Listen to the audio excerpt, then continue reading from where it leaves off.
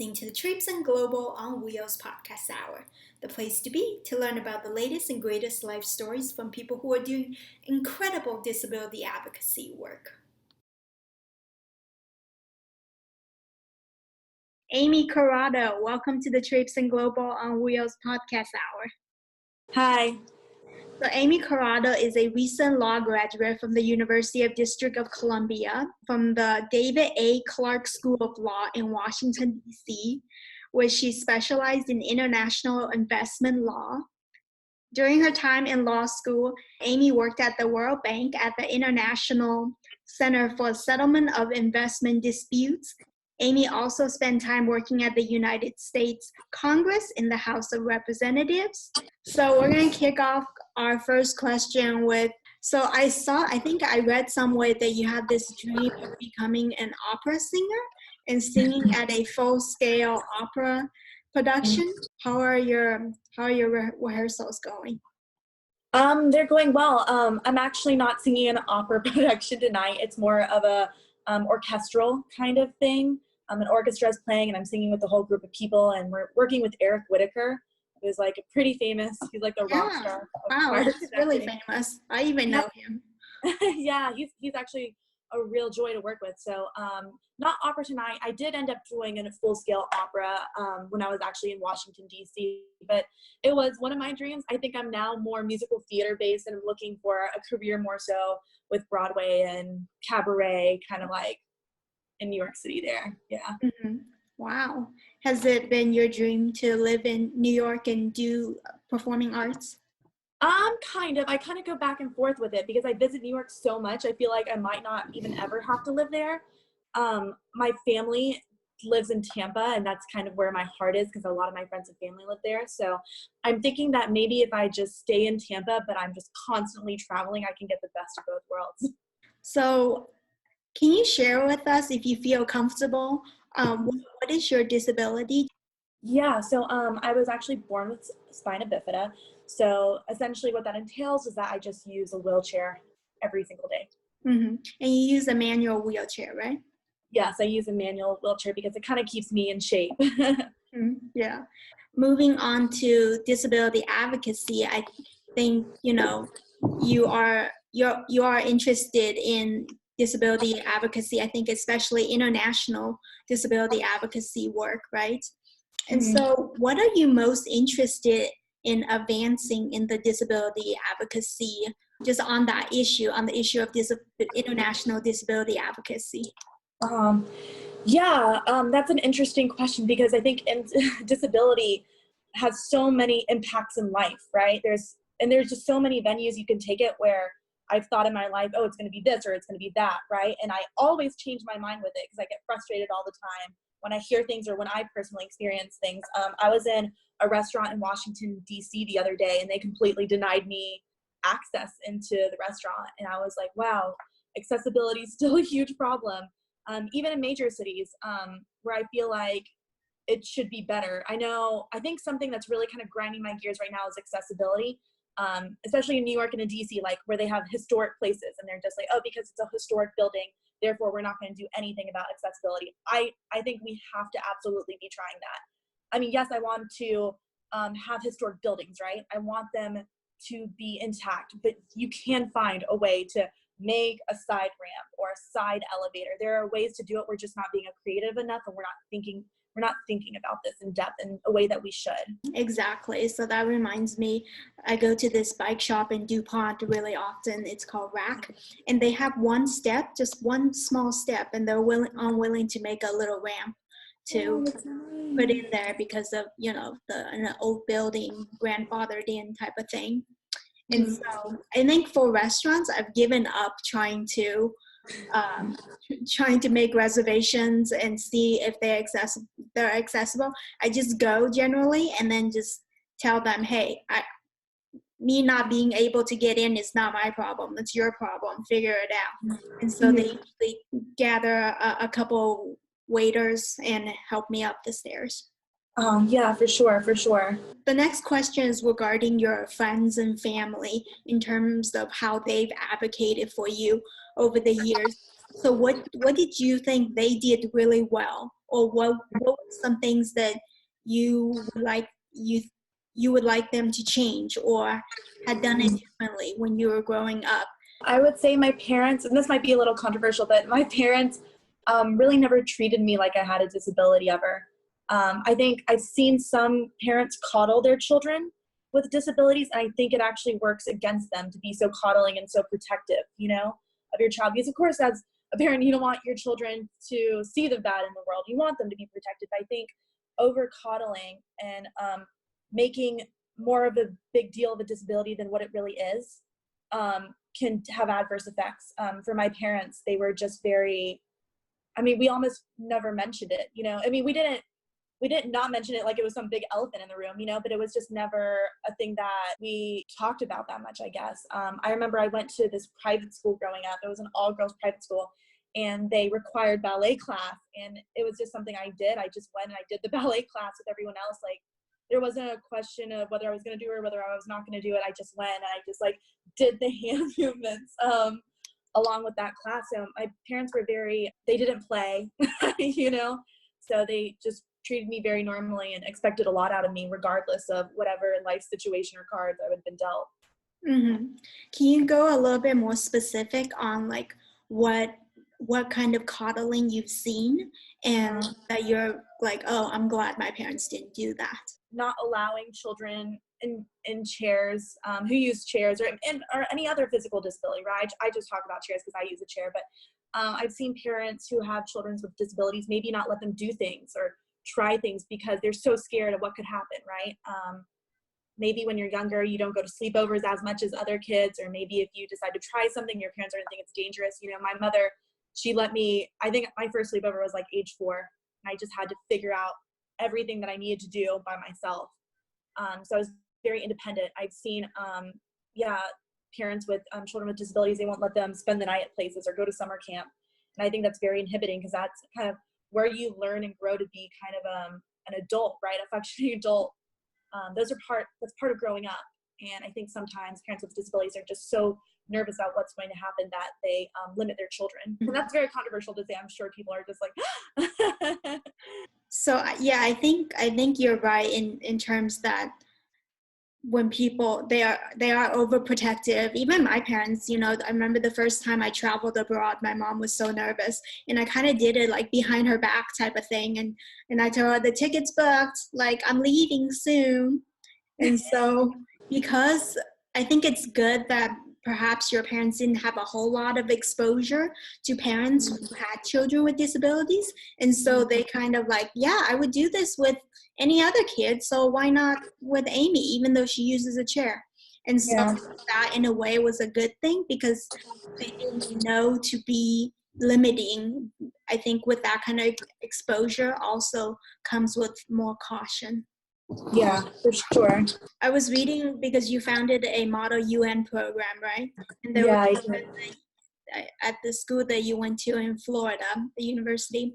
And one of the questions you guys raised and discussed, I want to bring it up here because I thought it was really interesting and just put it in the light of people with disabilities. So here's the question. The question was regarding a different population, but the one I'm asking here is regarding people with disabilities.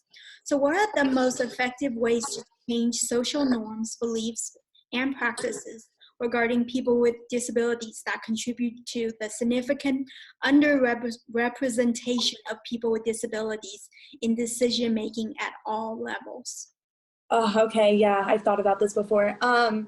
In my opinion, in my own truth, I unfortunately think it has a lot to do with the person with the person with a disability. Like me myself, I think the fastest way I can make a change in how people with disabilities are represented is just to put myself out there. And I hate doing that.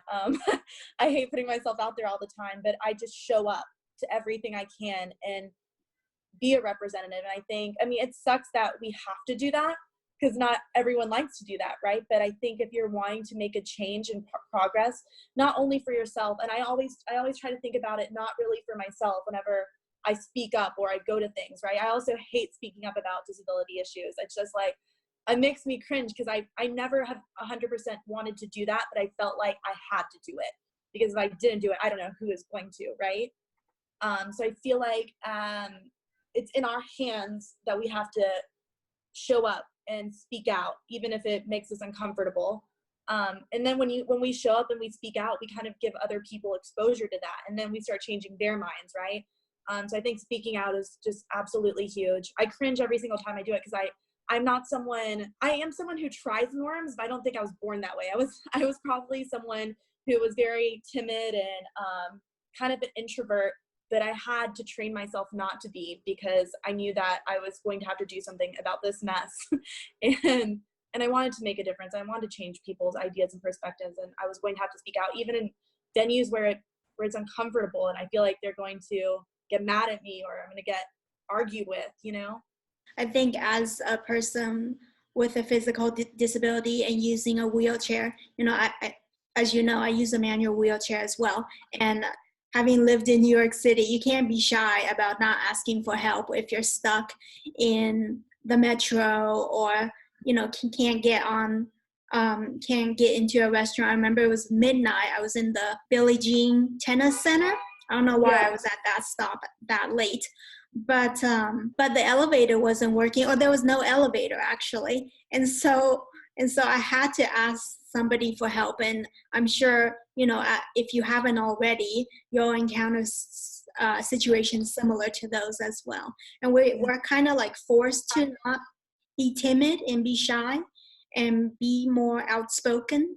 And I think if we don't, and there are already not as many people in wheelchairs that are out there, living as colorful of a life as you are, and to when you're speaking up, you're kind of speaking up for everyone else as well, and not just yourself. Mm-hmm. I agree. What do you think are the biggest challenges you foresee just facing people with disabilities in the future? I feel like in my opinion, I think some of the biggest challenges is just changing the stereotype and the view of disability, right? Because I feel like when people talk, like even if you just Google disability, the first thing that comes up is like SSI disability, and like I feel like from kind of like a charity point of view, and not in an empowerment point of view, and that's what really bothers me. I remember when I was in law school and I said I wanted to impact and change and like evolve disability law, and the first thing they did is put me like in an SSI to do like SSI claims. They were like trying to get me to go and work, and that's a noble field and what have you not, but that's not what I'm talking about when I'm talking about disability law, right? You and I are talking about how can we advance the rights of people with disabilities. So I think that needs to, I think that's an issue right now for sure. So the image shift, and not just like thinking of people with disabilities and automatically think of welfare benefits and those kind of things, and have more of a holistic view of people with disabilities, just like any other race or gender, right? Absolutely, because I don't even think of myself as a person with a disability. I just think of myself as a person, and I use a wheelchair to get around through life. And I think that stereotype needs to advance, because I feel like and maybe I'm going to get some slack for this. Maybe I shouldn't even say that. But I do feel like in terms of minorities, people with physical disabilities are viewed a bit different, right? I feel like when I was in law school, we always talked about advancing the rights of different minorities, but disability was never on the table. And I just didn't understand why, especially because I went to a public interest law school. Like that was something that we were supposed to be doing. And whenever I tried to bring disability into the conversation, it always turned into like welfare. And I'm like, what is going on right now? So I think that the view needs to be shift, that we are just human beings. We are a minority group, but we're trying to advance our rights. Mm-hmm. I hope that makes sense. No, that does make sense, because there's a ceiling, right, of people with disabilities. There's a ceiling to what people can handle, their attitudes, their beliefs, and their just physical image of a person with disabilities. And that limits, the professional ceiling, that limits all aspects, and that needs to shift. And so I do understand where you're coming from. So that kind of segues well onto another topic I want to cover with you, which is beauty and sexuality. So what are the challenges do you think people with disabilities face when trying to be more visible and present in the media? What progress has been made in including people with disabilities in the media? I think this topic is very relevant to you because you are very interested in performing arts, in singing, and playing the banjo or the guitar and performing in cafes and such. I mean, it's a mixed bag. I feel like I've found venues that are so incredibly welcoming and nurturing to artists that have disabilities. But I've also been in venues where they just had no idea what to do, and they just flat out told me that there was just no way I could do this. So it's like a mixed bag.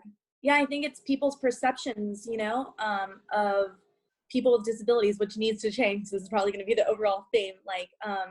But I think that you can change that by showing up. Like, if there are disabled artists out there that are watching this, I think that you can change that by showing up to auditions. I hate showing up to auditions.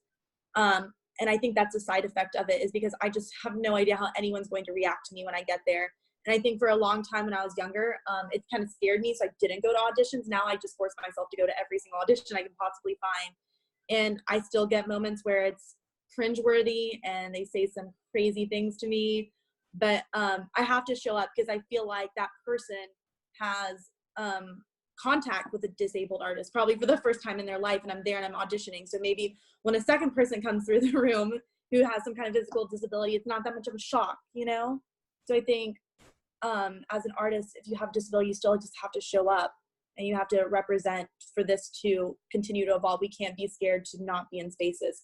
And that sucks that it's so much on us, but that's like the only pragmatic way I can think about it. Yeah. Can you, because you do sound very frustrated, and I understand where you're coming from, because it is, because I'm very sensitive to other people's reactions, more so than I would like to be. And so I've gotten some, less than ideal reactions as well. Can you go into more just vivid examples of some of the reactions that you've received when going to audition? Yeah, I went to an audition for music school. That was kind of the first time I was like, oh shoot, I don't know if I can actually do this, but I still went ahead and I still did it. But it was like my first audition for music school, and I was trying to get this voice teacher who worked in the school to like me, and I even went to have a voice lesson with him, just really trying to get him on my side and vote me into the School of Music. And I went in for a voice lesson, and he just blatantly told me, like, there's no way you're ever going to be able to be a performer. Like, people who are sick don't perform. He was telling me that I could never have like a good singing voice because I was sitting down, which is not true at all. You can train, and depending on your disability, like your muscles just work differently, and you find ways around it. But he told me I would never be able to sing well, or sing in an opera, or sing in a musical theater, and that this was just never going to happen for me. So I was like 18 when that happened. And then I think I had that a lot when I first started out, because when you first start singing opera, you're not good. Like, it's very rare for someone to just be like, I'm going to sing opera, and you're really great at it. You have to have like years and years of training. So when I went in those doors, I wasn't very good. And I had a lot of people that are like, yikes, I don't know if this is it. But it was unfair because there were so many people that were in my circles that were auditioning that also weren't so good, but they accepted them. And I felt like it was underlining a disability kind of discrimination. I was just a kid. I don't really know how people can tell like a 17-year-old girl, you definitely will not be able to sing after like 1 year of voice lessons. That's insane to me, And then just, I think the last thing I could touch on, I had this recently, I was in auditioning for a community theater too. So I wasn't even thinking that it would be that much of an issue. And I got there and he was like, oh, you're in a wheelchair. Do we have a ramp? I don't know how we're going to even find a way for you to be in this production. And just looked at me up and down like I was an alien. It was so uncomfortable. It was in front of everyone at the audition. And I was like, it's fine. I'll just go up there and continue singing. So I went up there and I just finished auditioning. And I actually was offered a part, but I actually denied the part because of that interaction. I was like, I actually do not want to work with people like this. But I'm glad I went to the audition. I feel like, yeah. Yeah, I think you're definitely very strong-willed, and because to have someone tell you that, at 17, 18, and as someone in a wheelchair, I think a lot of people would have just quit, be like, okay, well, I can't do that, so I should try something else. I think I myself was, guilty of it. You have to pick and choose which battles you're gonna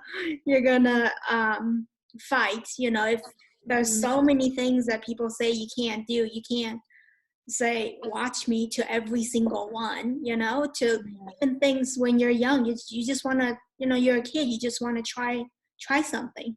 Yeah, for sure. Have it be this big fight. So moving on to travel, I know you started a Model UN program in college, and so you were able to travel a lot domestically and internationally. I see that you've been skydiving. That's something I've been scared to do. I've been wanting to do it, but it's a scary concept. Yeah, you should definitely do it. It's a lot of fun. I would do it again. Yeah. So what do you think are some solution plans that you have in mind in terms of making travel more accessible for people with disabilities, especially, us wheelchair users? In an ideal utopic world, what if you can change any laws, any regulations, improve any infrastructure and equipment, what improvements would you like to see?